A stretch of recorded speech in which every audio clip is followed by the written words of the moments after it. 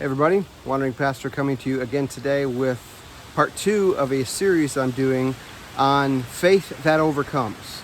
Faith that overcomes fear, faith that overcomes difficulty, faith that overcomes, today I'm going to talk about faith that overcomes being mistreated or being treated unfairly. And I'm doing it in this blustery, beautiful, late summer day, so I hope you can hear me well. So let me get into it. I'm going to talk all from one book of the Bible, and it's a story of a young man, a man named Joseph, and it's found in Genesis, the first book of the Bible, from Genesis chapters 37 through 50. Great story.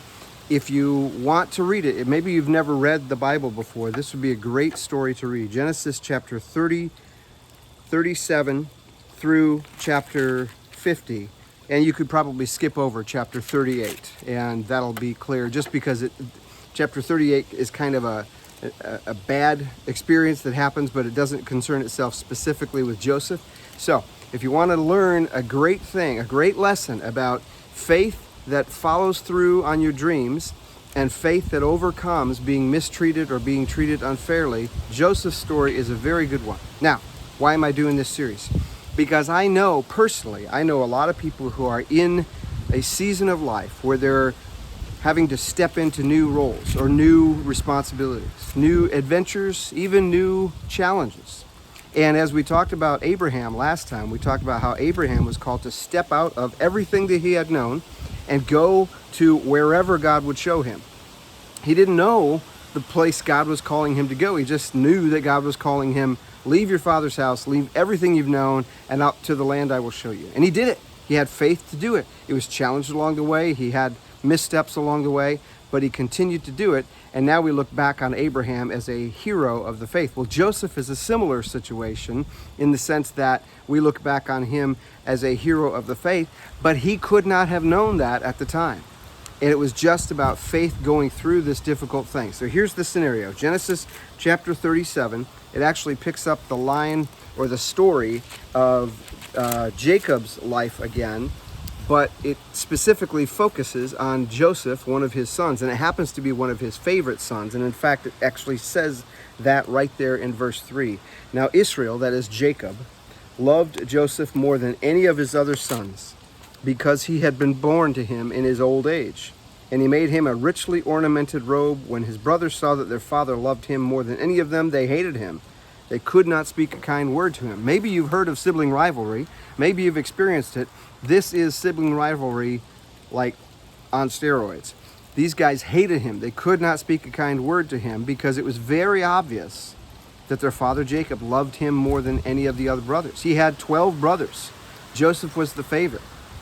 And Jacob dressed him in a richly ornamented robe just to show that favoritism. Terrible parenting style. I got to tell you, bad advice from Jacob. Bad move from Jacob. And it gets worse, by the way. So here's the deal. Joseph, who's about 17 years old at this time, Joseph had a dream.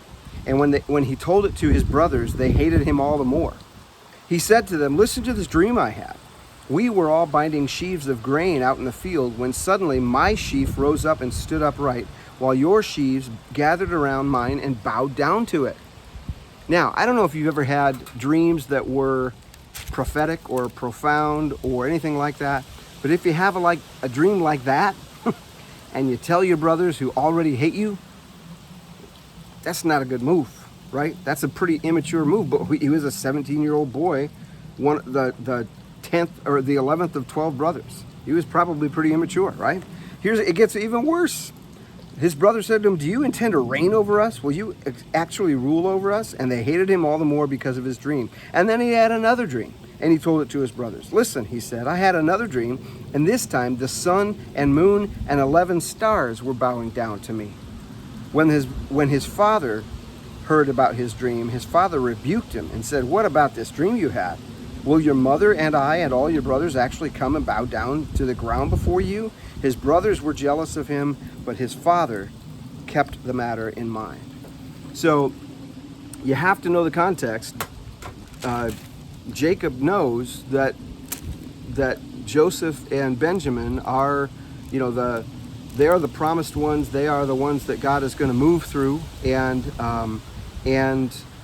other brothers will have other things that go on, but these guys were by far the favorites, and everybody knew it. And Jacob made no secret of that, and that made for a bad beginning. And Joseph just made it worse by telling his brother and his fathers these dreams. Now, did God give him the dreams? I believe that he did. And so when God gives you a dream, and I have my wife and I talk about them as being like videotape movies dreams. I get incredibly detailed dreams when I know the backstory of the people in the dream. I know what's happening, and I can see oftentimes that there's a spiritual lesson in the dream. Some would call them prophetic dreams, not in the sense that they predict the future, but just because of kind of what they teach me. But if you have a dream like that, it's probably best to maybe keep it to yourself instead of tell your brothers who already hate you.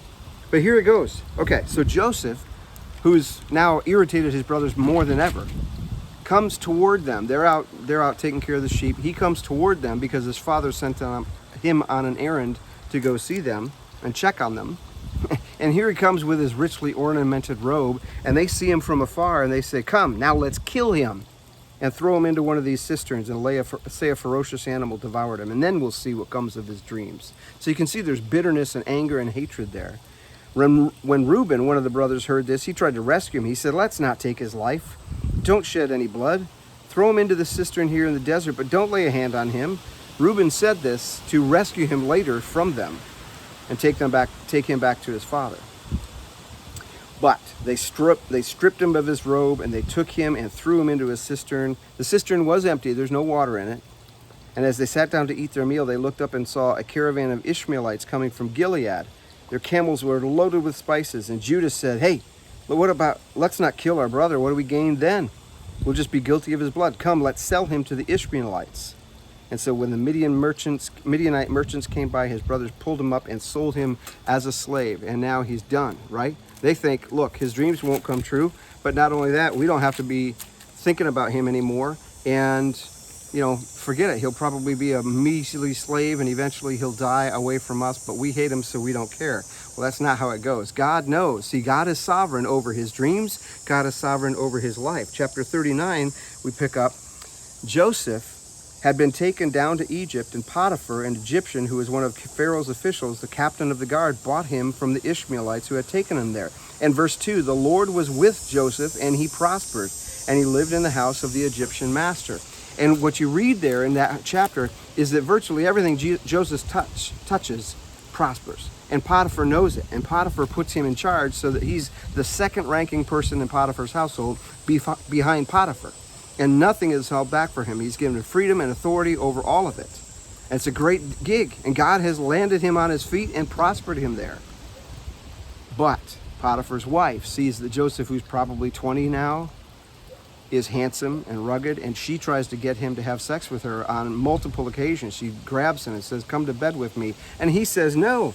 He says, "My master has withheld nothing from me except you, because you are his wife. How then should I do such a wicked thing and sin against God?" And though she spoke to him day after day, he refused to go to bed with her or even to be with her. But one day when he was in the house alone doing his duties, she was there alone also, and she said, "Come to bed with him." And he left his cloak in his hands and ran out. Well, she was insulted then. And so she screamed and acted as though he had tried to attack her. And that's what she told Potiphar when he came back. And so Potiphar was livid, of course. And he threw him in prison. Joseph was innocent. He had done the right thing. And now he was thrown in prison. Now, it was a king's prison, probably a white-collar prison if there was such a thing back in that day.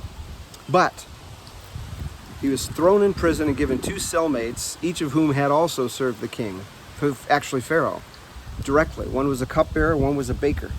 But while Joseph, again, chapter 39, verse 21, but while Joseph was there in prison, the Lord was with him, and he showed him kindness and granted him favor in the eyes of the prison warden. And so the warden put Joseph in charge of all that he held in prison. The Lord was with Joseph. Sometime later, the cupbearer and the baker of the king were put in jail with Joseph. And they each had dreams, and they couldn't interpret it, and Joseph could. God gave Joseph the interpretation of the dream. One of the guys, the cupbearer, would soon be released and go back to the king's service. And he said, "When you are released, don't forget me." He says, when all goes well with you, remember me and show kindness. Mention me to Pharaoh. Well, he forgets. The other guy had a dream, and 3 days later he was killed. And both dreams became true exactly as Joseph said. The chief cupbearer, verse 23, however, did not remember Joseph. He forgot him when 2 full years had passed. So now maybe Joseph is 25. 2 full years had passed. Pharaoh had a dream, and it tells all about the dream. It's a very detailed dream, and nobody can interpret it. And Pharaoh was, of course, vexed and worried about this. But the cupbearer then says, oops, now I remember. Now I'm reminded how fickle I am. And he said, there's a man who was in prison with me who can interpret dreams. God gives him the interpretation of dreams. So Pharaoh calls him, verse 15, and says, I had a dream, but no one can interpret it. But I've heard that it is said that you can interpret a dream. And Joseph says, I can't do it, but God will give Pharaoh the answer to the dream. And God has revealed to Pharaoh what he was about to do. And then Joseph interprets the dream. It's going to be 7 years of plenty, followed by 7 years of extreme famine. You should put away, Joseph tells him a plan, you should put away a certain amount of grain every day of the 7 years so that you have enough grain to divvy out in the 7 years. And Pharaoh says, not only was that the amazing interpretation of the dream, but because you have this plan, I'm going to put you in charge of it. So Joseph is now the second leading man in charge of commerce in Egypt under Pharaoh. And so Joseph is given this opportunity and the responsibility of divvying up this grain. Well, the famine is so severe that places like Joseph's brothers and his family in Canaan were in the drought as well, the famine as well. So Joseph was the governor of the land who sold the grain to all its people. So when his brothers arrived, who came to get grain, they bowed down to him and their faces to the ground. As soon as Joseph saw his brothers, he recognized them, but he pretended to be a stranger and spoke harshly to them. Where do you come from, he said. Again, remember, Joseph is now in Pharaoh's clothing, in Pharaoh's court, the second highest in command, and they haven't seen him for 10 years. They don't expect it to be Joseph. They're not recognizing him in all the makeup and the finery and everything like that. But Joseph recognizes him. You got to read this story, okay? The next few chapters are amazing. But the bottom line is Joseph recognizes them and works with them to see if they've changed their hearts at all. And they have. And it's revealed that Reuben is going to give his life for Benjamin so that his father won't be mortally grieved. And Joseph finally breaks his silence in chapter 43, verse 23. It's all right, he said. Don't be afraid. Your God, the God of your father, has given you... When Joseph came home, they presented to him the gifts they had brought to the house, and they bowed down before him to the ground. He asked, how is your father, the one you told me about? They replied, your servants, our father, is alive and well. And they bowed low and paid him honor. And as he looked all about him, he saw his brother Benjamin. Is this the youngest brother you told me about? Deeply moved at the sight of his brother, Joseph hurried out and looked for a place to weep. He went to his private room and wept there. Chapter 45, they're come back, and Joseph says, I am Joseph. Is my father still living? But his brothers were not able to answer him. I bet they weren't, when they were terrified in his presence. And Joseph said to his brothers, come close to me. And they did. And he said, I am your brother Joseph, the one you sold into Egypt. And now don't be distressed and don't be angry with yourselves for selling me here, because it was to save lives that God sent me here ahead of you. For 2 years now there has been famine in the land, and for the next 5 years there will not be plowing or reaping. But God sent me ahead of you to preserve you as a remnant on earth and to save your lives by a great deliverance. So then it was not you who sent me here, but God. And that's the main lesson. Joseph learned and Joseph shared with his brothers, look, don't worry about this. I understand that God sent me here. All of this mistreatment that I went through, all of this terrible hatred that I endured, all of this, being sold as a slave, being forgotten, unfortunate or unfairly framed for a crime, being forgotten in prison, all of this was because God wanted to get me here now so that I could save our people in this famine. And here's the deal. Here's the lesson for you. If you have a dream, I'm not saying your own dream like, I want to be a millionaire. I'm saying a dream that God has given you, a calling that God has given you, and it hasn't worked out. I understand, believe me. But don't be afraid. Don't give in to fear. God, who has called you, is faithful, and he can bring it about. Second thing is, if you're mistreated and you think other people are standing in the way of what God has called you to do, don't give in to that fear. God is able to use amazing circumstances that might not be enjoyable in the moment to put you exactly where he wants you to be at the right time. So for you, if you're enduring a difficult season and you're trying to follow the Lord in that difficult season where you're being mistreated or being forgotten or being taken advantage of or being looked over for a position or whatever, rest in the Lord. God is able to work out circumstances to bring you to exactly where you need to be, okay? So, again, that's a longer story than I normally do. I really want to encourage you to read it, Genesis chapters 37 through 50, and you will get a lot out of it. It's a powerful story of faith and resilience and overcoming and God's faithfulness, God's sovereignty, that he worked in situations that didn't seem to be, nothing was working. God was working. You have to know God is working. Again, this is part 2 of this series. Part 3 will be Sunday morning, and I really want to encourage you to watch and listen to that.